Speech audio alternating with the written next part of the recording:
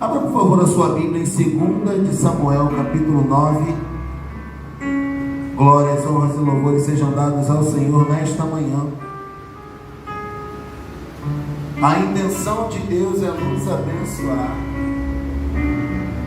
Todo pai quer abençoar um filho.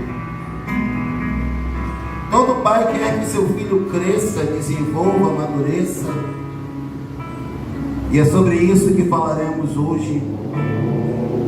2 de Samuel, capítulo 9, versículos 1 a 9. Pai, te damos graças, Senhor, pela rica oportunidade de estarmos aqui compartilhando da Tua palavra, assentando-nos à Tua mesa, Senhor, para receber de Ti, que é manso e humilde de coração. Fale aos nossos corações, Senhor, de maneira clara, precisa, concisa e profunda, em nome de Jesus, amém, e graças a Deus. Diz assim, capítulo 9 de 2 Samuel, a partir do versículo 1. E disse Davi: há alguém ainda que ficasse na casa de Saul, para que lhe faça bem por amor de Jonatas? E havia um servo na casa de Saul, cujo nome era Ziba. O chamaram que viesse a Davi, e disse-lhe o rei: és tu Ziba? E ele disse: servo teu. E disse o rei: não há ainda algum da casa de Saul para que eu use com ele de beneficência de Deus? Então disse Ziba ao rei: ainda há um filho de Jonatas, aleijado de ambos os pés. Versículo 4. E disse o rei: onde está? E disse-lhe o rei: onde está? E disse Ziba ao rei: eis que está em casa de Maquir, filho de Amiel e Lodebar. Então mandou o rei Davi e o tomou da casa de Maquir, filho de Amiel de Lodebar. E vindo Mefibosete, filho de Jonatas, o filho de Saul, a Davi se prostrou com o rosto por terra, e se inclinou e disse: Davi, Mefibosete. E ele disse: eis aqui teu servo. E disse-lhe Davi: não temas, porque de certo farei contigo de beneficência por amor de Jonatas, teu pai. E te restituirei todas as terras de Saul teu pai, e tu de contínuo comerás pão à minha mesa. Então se inclinou e disse: quem é teu servo, para tu teres olhado para um cão morto, tal como eu? Então chamou Davi a Ziba, moço de Saul, e disse-lhe: tudo que pertencia a Saul e de toda a tua casa tenho dado ao filho de teu Senhor. Eu, você, nós precisamos entender que Deus, a exemplo daquilo que fizera com Davi, quer fazer de nós uma porta de restituição e da bênção de Deus na vida de outras pessoas. Muitas vezes isso vai acontecer por meio do ensino, por meio do discipulado, por meio da liderança espiritual, mas também vai acontecer por meio de uma oração. O texto aqui em destaque fala de um personagem chamado Mefibosete, filho de um homem chamado Jonatas, que foi um grande amigo que Davi teve. Você conhece a história, você conhece muito bem o que aconteceu durante todo aquele período. E ao fim daquele período, onde Davi já está sentado no trono, ele chama aquele jovem, aleijado, coxo, de ambos os pés, para restituir a sua posição de nobreza e de filho à mesa do rei. Precisamos entender que sempre que o Antigo Testamento fala a respeito de algo, ele está apontando para o Novo. Precisamos ler o Antigo Testamento com uma mentalidade do Novo Testamento, porque o Antigo Testamento exemplifica, o Novo Testamento explica. Ora, por definição, o rei é quem tem o poder de restituir terras, títulos e bens a um súdito. Precisamos entender que Deus quer abençoar a mim e a você. E Deus não vai parar em mim e em você. Deus quer abençoar a nossa família. E é interessante notar que Deus nos abençoa por meio da nossa família dos céus, a nossa família espiritual. Gálatas, no capítulo 6, versículo 9, diz que devemos fazer o bem a todos, mas principalmente aos domésticos da fé. Ora, quando o irmão do nosso ministério é abençoado, nós somos abençoados também. Quando o irmão do nosso pequeno grupo é abençoado, nós somos abençoados também. Mas Deus nos abençoa pela nossa família dos céus e também pela nossa família da terra. Jó 22 e 30 nos mostra que até aquele que não é merecedor será alcançado pela bênção de Deus, pela pureza das minhas e das suas mãos. Existem muitas vitórias que familiares nossos estão recebendo. Existem muitos livramentos que familiares nossos estão recebendo. Não porque eles são merecedores, não porque eles buscam, mas porque existe alguém dentro daquela família, dentro daquela casa, que busca por eles. E talvez você que esteja nos assistindo seja alguém que está se sentindo sozinho em sua casa, alguém que está se sentindo sozinho em sua família. Por quê? Porque você está lutando sozinho. Só você é crente, só você é evangélico. Ei, querido, eu vim aqui para te dar uma ótima notícia. O Senhor Jesus te levantou como uma coluna em uma casa, e é uma coluna que impede uma casa de desmoronar. Uma coluna sofre todo o peso de uma casa. Jonatas, o filho de Saul, era alguém leal, era alguém dedicado, era alguém fiel, era alguém que tinha uma aliança com o rei. Entendemos pelo texto bíblico de 2 Samuel, capítulo 4, versículo 4, que esse jovem, Mefibosete, se torna coxo quando seu pai, Jonatas, e seu avô Saul são mortos em uma batalha.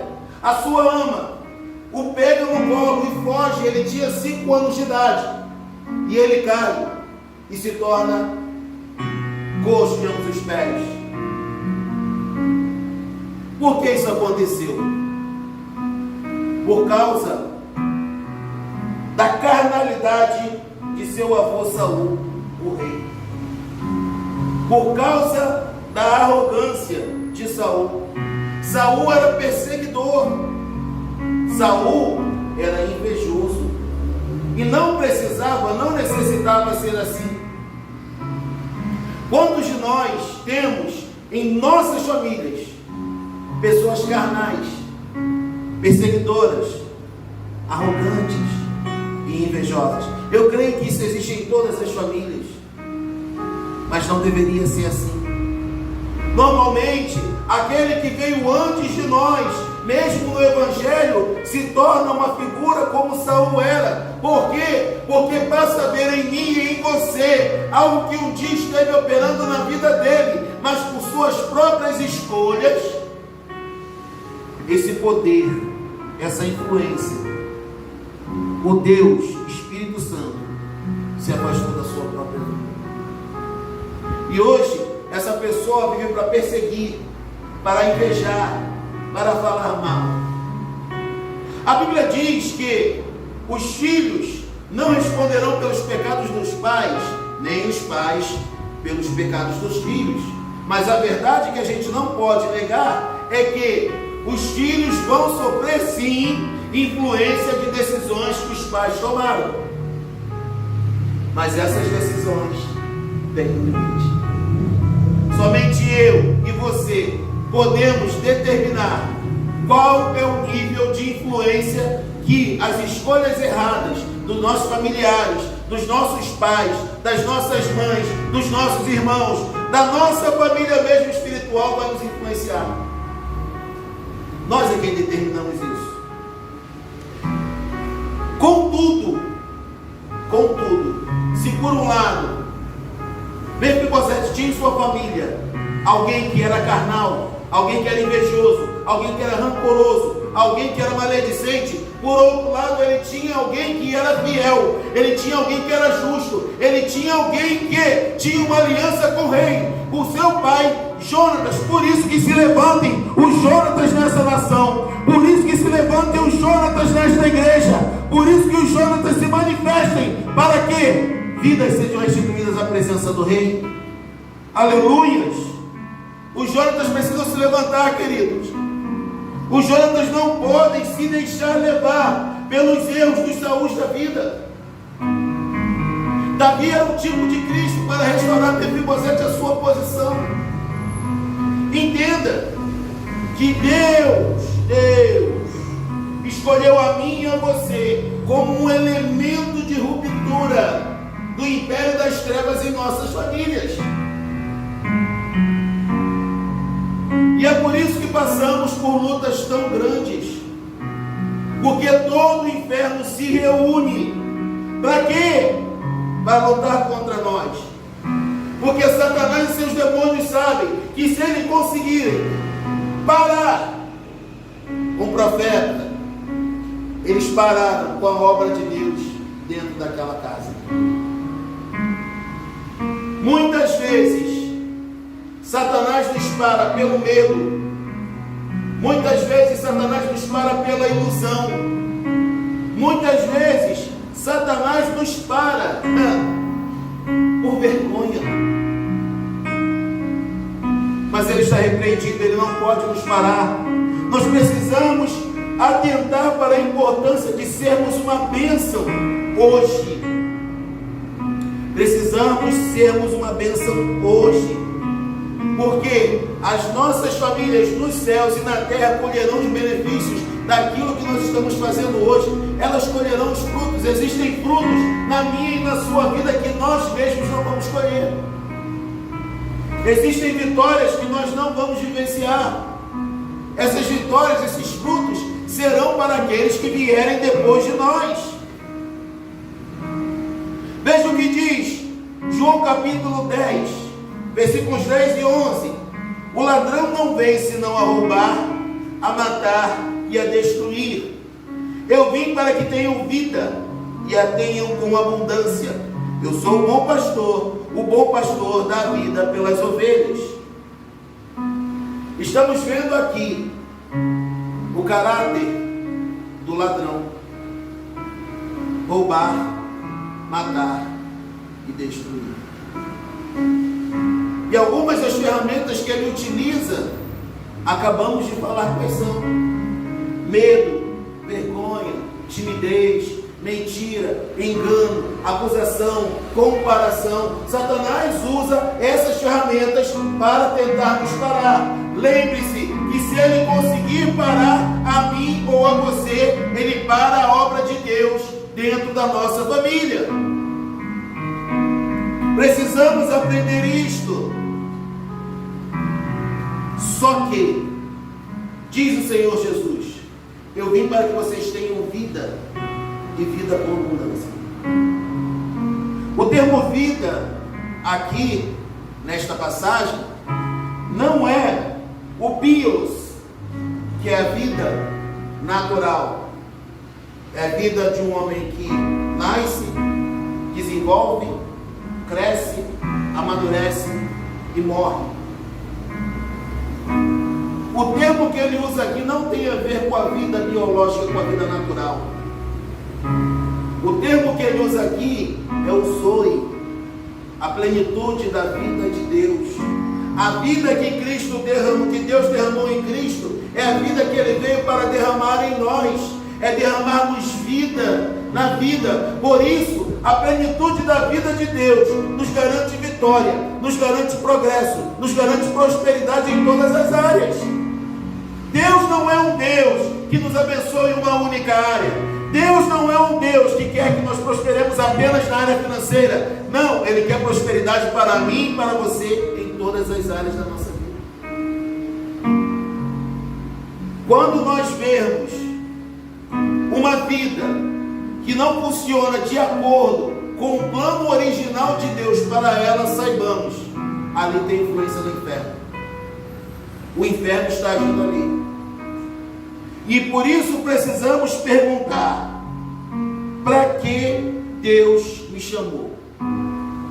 O que eu estou fazendo aqui? Por que Deus me escolheu? Lembremos que muitos são chamados, mas poucos são escolhidos. A verdade é que a Bíblia diz que Deus quer que todos se salvem e venham ao conhecimento da verdade. Deus chama a todos, mas poucos são escolhidos, porque apenas alguns tomam a decisão de andar como escolhidos. Apenas alguns escolhem andar como dignos desta vida com abundância. Da mesma forma que Deus fez por meio de Davi a vida de Mefibosete, Ele quer fazer por meio de você na vida de alguém. O crescimento do reino, ele vai se manifestar quando esta obra for feita na vida de alguém. Por quê? A obra de Deus não é feita em coisas. A obra de Deus não é feita em lugares. É verdade que coisas e lugares são importantes especificamente para aqueles que não têm o conhecimento de Deus, porque Jesus é qualidade de vida, e Ele vai mostrar a mim ou a você e a todos aqueles que não têm um relacionamento profundo com Ele, que Ele transforma vidas, que Ele muda histórias, Ele muda quadros. Isso é verdade. Mas a obra de Deus, que verdadeiramente Ele quer que nós façamos, é nas pessoas. A obra de Deus começa quando alguém que tem a vida Zoe, a vida do próprio Deus, derrama a sua vida na vida de alguém. Esse é o grande problema da igreja hoje. A igreja hoje está se tornando cada vez mais egoísta, cada um cuidando apenas das suas vidas, cada um querendo saber apenas o que é seu, e ninguém quer derramar vida na vida de ninguém. Ninguém quer discipular ninguém, ninguém quer ajudar ninguém, ninguém quer orar por ninguém. Esse é o problema da igreja. A obra de Deus não é feita em coisas ou lugares. Nós não estamos no negócio de encher lugares. Nós não estamos no negócio de encher templos. Nós estamos no negócio de encher pessoas da vida do próprio Deus. Porque quando enchermos pessoas da vida do próprio Deus, automática e naturalmente, os templos e os lugares vão se encher.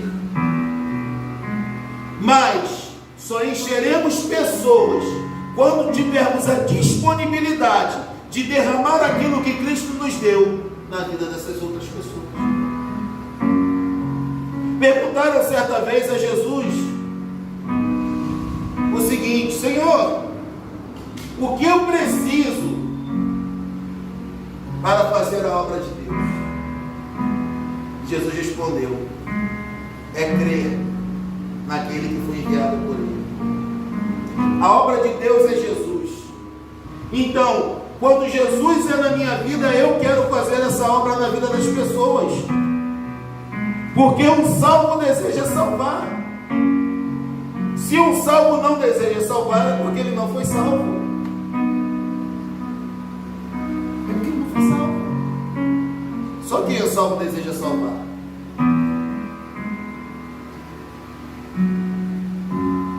Se Cristo é na minha vida, eu vou procurar ensinar os outros aquilo que eu sei.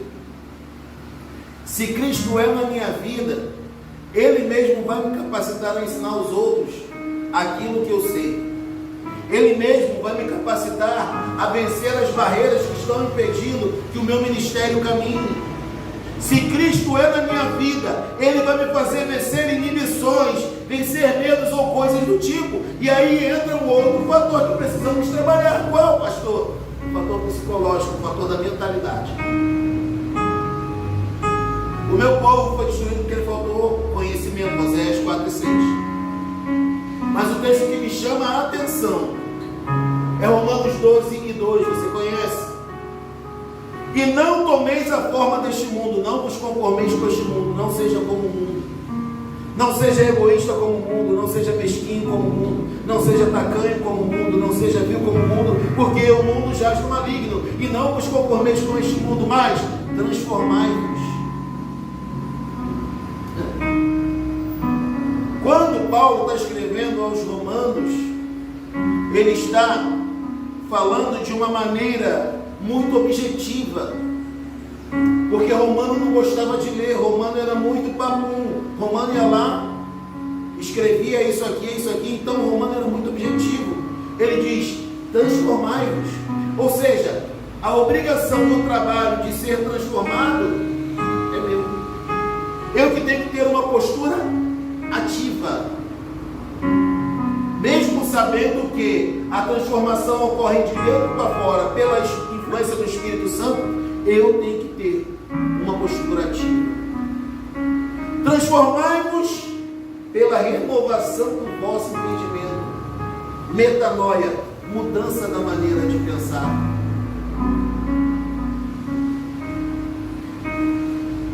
Se eu estou em Cristo, não existe limite para mim. Não existe limite para aquilo que eu possa fazer. Obviamente, haverão desafios, mas é Cristo que nos capacita a vencer esses desafios. É Ele que nos capacita. Então, a minha mentalidade precisa ser transformada. E quando a minha mentalidade for transformada, automaticamente a minha mente muda, a minha vida muda, os meus resultados mudam. Porque a mente domina sobre o corpo, a cabeça domina sobre o corpo, e a minha mente quem determina o lugar onde eu vou chegar. Quando ele fala para nós nos transformarmos pela mudança da nossa maneira de pensar, pela nossa metanoia, pela nossa mudança de mentalidade, ele está dizendo o seguinte: se você quer mudança na sua vida, comece a trabalhar na sua mentalidade. Comece a desafiar o que para você dentro da sua mentalidade. Comece a olhar além do teu mundo natural hoje. Comece a olhar além das tuas capacidades ou do que você acha que é a sua capacidade. Comece a olhar além. Comece a ver além, porque o que eu tenho para você é muito maior do que aquilo que você já tem visto até hoje. E ficam as perguntas.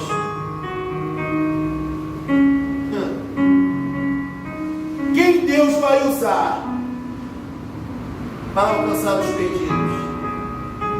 Nesse livro de Romanos, Paulo diz: como virão se não há quem pregue? Como pregarão se ninguém se dispor a ir? E como vão crer naqueles de quem nunca ouviram? Como? Deus usa pessoas para alcançar pessoas. Deus não usa anjos para alcançar pessoas. Deus não usa placas denominacionais para alcançar pessoas, são pessoas que alcançam pessoas. E se a gente não entender isso, a gente fica aqui dentro, achando que está tudo muito bom, tudo muito bem, afinal de contas eu já estou salvo, e quem está lá fora perdido, que se lixe. Deus usa pessoas para alcançar pessoas. Pergunte a você mesmo: o que você tem feito em Deus para fazer essa obra na vida das pessoas? Ah, pastor, mas eu tenho que trabalhar, todo mundo tem. Todo mundo precisa trabalhar. Mas eu te pergunto, quantas pessoas eu e você conhecemos que não têm a Jesus? Quantas pessoas eu e você conhecemos que vêm nos pedir conselhos e a gente fala sobre tudo menos sobre Jesus? Paulo fala: saudai-vos entre vocês com salmos, hinos e cânticos espirituais. Salmodiai entre vocês. Não precisa, irmãos,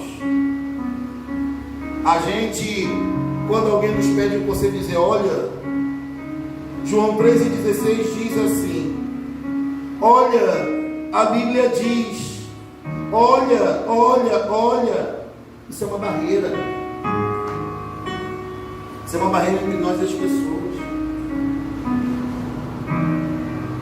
Veja bem, a mesma situação com abordagens diferentes. Uma pessoa chega para mim e fala assim: Pedro, ninguém me ama, eu não sei mais o que fazer da minha vida. Aí a chega para mim e fala assim: Pedro, presta bem atenção, está escrito na palavra de Deus, João 13,16, ou a Bíblia diz, ou João 13,16 diz que Deus amou o mundo de tal maneira, a gente já deixou com o peito, né? E pelo espiritual. Espiritual ou uau? Porque Deus amou o mundo de tal maneira que deu seu Filho unigênito, para que todo aquele que nele crê não pereça, mas tenha vida eterna. Isso é uma abordagem. As pessoas não gostam de crente, as pessoas não gostam da palavra, as pessoas se levantam contra tudo que é Deus. Mesmo caso, uma abordagem diferente. Bem, chega para ele e diz: ah, ninguém me ama. Ah, eu não sei mais o que fazer. Ah, diz para Deus: existe alguém que te amou, que foi capaz de dar vida por você. Isso vai gerar uma curiosidade. Quem me amou que deu a vida por mim? E aí você, claro, entra para o Evangelho. Pregar a palavra não é sair jogando versículos ao ar de qualquer maneira, porque isso pode gerar uma resistência. Mas sim mostrar a prática da palavra na vida dessa pessoa e que pode fazer diferença na vida dessa pessoa. Você tem sido uma porta de restituição de Deus para alguém?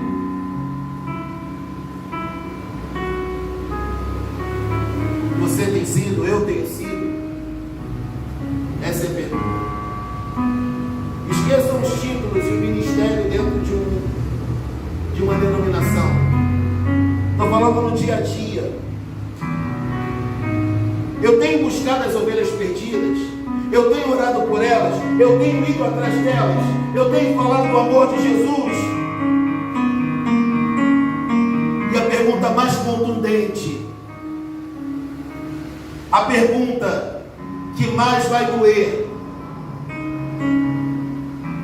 quantas pessoas você discipulou no último ano? 2021. Responda para você. Quantas pessoas você discipulou em 2021? E para não dizer que é covardia, fora da igreja. Quem discipula dentro da igreja não pensa. Vamos fora da igreja. Existe uma batalha mental e psicológica. Mefibosete era um homem que tinha um problema de baixa autoestima, e isso era natural, porque ele era um aleijado, coxo de ambos os pés. O negócio era tão sério que o nome de Mefibosete significa vergonha destruidora. O cara já tinha uma maldição no nome. Mefibosete se via como indigno de assentar-se à mesa do rei. E é verdade que por nossos dons, talentos, habilidades, técnicas ou merecimento, a gente não tem como sentar-se à mesa do rei. Isso é um fato. Mas o que me chama a atenção é que esse espírito de Mefibosete ainda encontra-se na vida de muitos. Mefibosete pergunta ao rei: quem sou eu, um cão morto, o rei atentar para mim? Muitos de nós estão com essa batalha psicológica. Eu não sou, eu não presto, eu não valho nada. Eu não tenho, eu não consigo. Eu sou um cão morto. Eu sou o cocô do cavalo do bandido. Isso é coisa do capeta, meu irmão, minha irmã. Não aceita essa acusação do inferno, essa mentira. Ai, eu não sei cantar. Ai, eu não sei tocar. Ai, minha voz é feia. Ai, eu não sei pregar. Vai sem saber mesmo que Deus vai trabalhando. Aleluia. É preciso nos libertarmos das escravidões humanas, quer dos outros, quer das nossas. Abra a sua Bíblia em 1 Coríntios. Esse texto aqui sempre fala muito ao meu coração, gente. 1 Coríntios capítulo 4. Vez por outra eu me lembro desse texto aqui, porque ele é importante para o nosso dia a dia, irmãos.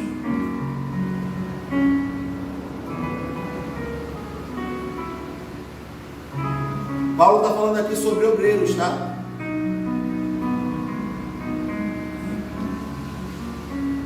Aí, segundo versículo, primeiro está aí: os ministros e dispenseiros dos mistérios de Deus. Ele está falando para obreiros, ele está falando para líderes, ele está falando para discipuladores, ele está falando para uma igreja. E a igreja nasceu para que todos sejam sacerdotes diante de Deus. Todos liderem. Para isso a igreja nasceu. Olha que coisa forte e interessante que Paulo diz. A partir do versículo 3. Todavia, a mim, muito pouco se me dá de ser julgado por vocês, ou por algum juízo humano. Nem eu tampouco a mim mesmo me julgo, porque em nada me sinto culpado, mas nem por isso me considero justificado, pois quem me julga é o Senhor. Portanto, nada julguem antes do tempo, até que o Senhor venha, o qual também trará as coisas à luz, as coisas ocultas das trevas, e manifestará os desígnios do coração. Então cada um receberá de Deus o louvor. Olha que texto forte. Paulo está falando o seguinte: olha só, eu não me permito ser julgado por vocês e por mim mesmo. Se vocês falam que eu sou feio, que eu não sei, que eu não sou, o problema é de vocês. E eu também não vou me permitir falar isso para mim mesmo, que eu não posso, que eu não consigo, que eu não sou. Eu não me julgo. Eu não me julgo. Por quê? Eu não carrego um sentimento de culpa, mas nem por isso eu também tenho um sentimento de justificação plena. Eu não sou o pior dos homens, mas também não sou o melhor deles. Por isso que eu não me julgo, porque se eu me sentisse o pior dos homens, aí sim eu julgaria a mim mesmo.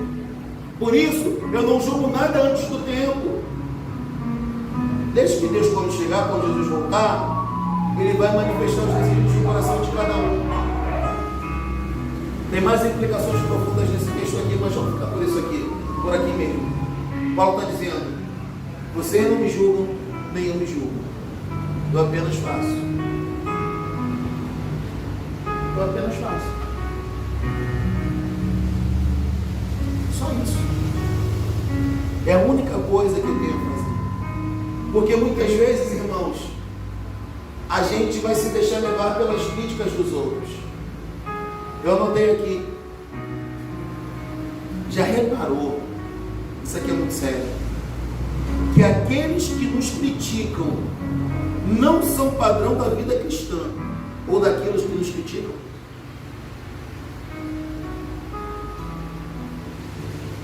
Quem critica você não é padrão de vida cristã. Embora possa estar na mesma igreja que você, no mesmo bairro, na mesma classe, ou qualquer coisa do tipo, ou no mesmo ambiente de trabalho, aí te critica. Aí tu vai olhar para os frutos e ministérios da pessoa, não é um padrão. Não é. 100% dos casos. Que é isso, pastor? 100% dos casos.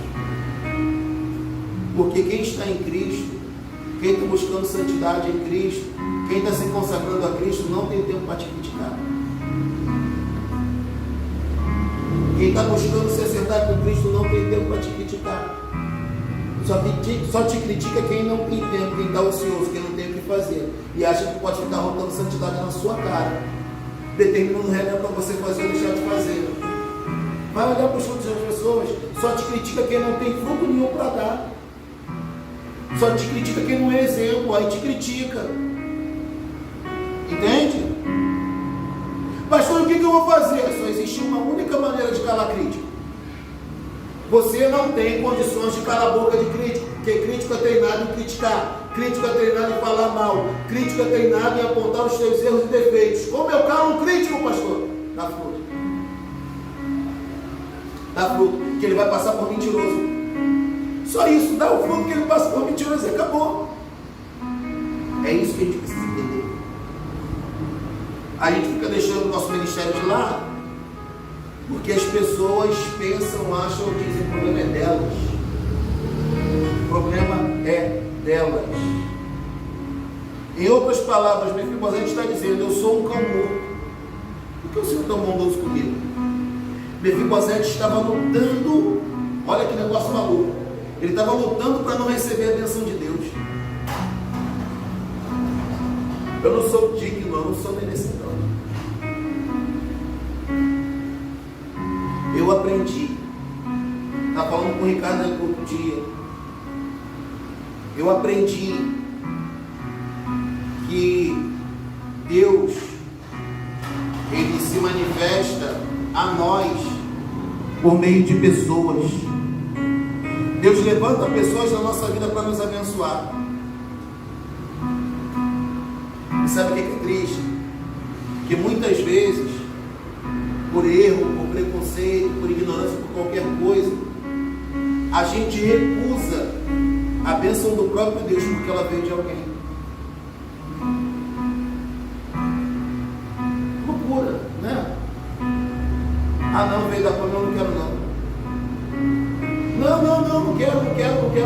quero, mas Deus está usando a palavra para te abençoar, mas eu não quero.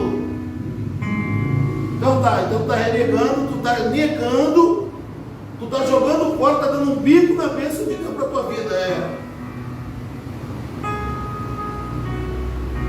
Essa é a tristeza. Essa é a tristeza. Deus usa pessoas para responder às nossas orações. Gente, entenda.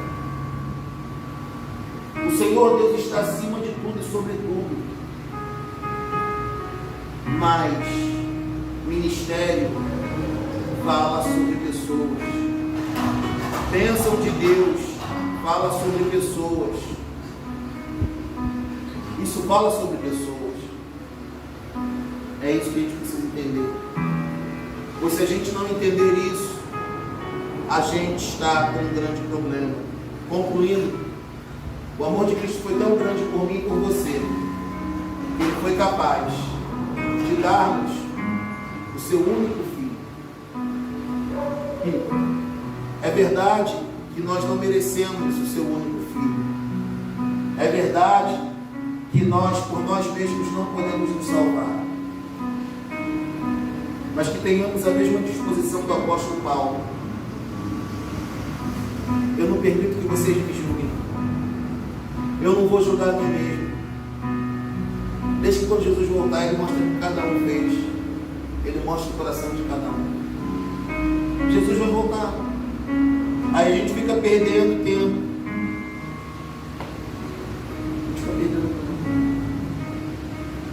Eu não sou o pior dos homens. Também não sou melhor deles.